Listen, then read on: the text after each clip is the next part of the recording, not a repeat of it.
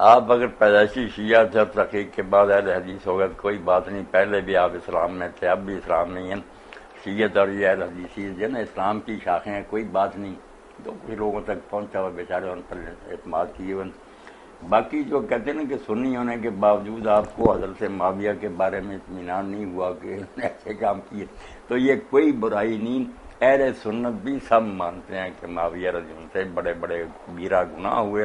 حضرت علی رضی اللہ عنہ کے خلاف بغاوت بھی بہت بڑا جرم ہے، حضور نے خود فیا باغیہ فرمایا۔ اور یہ تراویح بھی جو ہے حضرت عمر رضی اللہ عنہ خود کہتے ہیں کہ اچھی بدعت ہے، اس سے پچھلے وقت پڑھنا بہتر ہے، مگر بہرحال چونکہ صحابہ کرام کے دور میں یہ جاری ہو گئی اور پھر ساری امت نے یہ کام شروع کیا، اس لیے حرام اور بدعت نہیں کہنا چاہیے، جو پڑھتے ہیں پڑھتے رہیں۔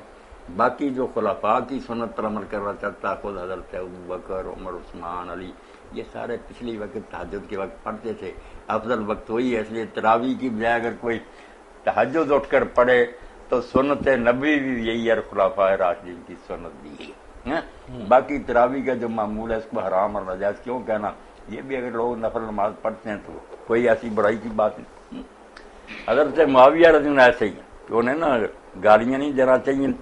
بہت بڑا احسان جو کیا نا نواب صدیق حسن سارے نیک لوگوں نے، وہ یہی ہے کہ ہم ان کے بارے میں سب و شتم نہیں کرتے، لعنت نہیں کرتے، اللہ سے دعا کرتے ہیں کہ اللہ ان کے وہ کبیرے معاف کرے، مگر کام بہت غلط ہیں، ایسے ایسے کام کیے جو بالکل اسلام کے خلاف ہیں۔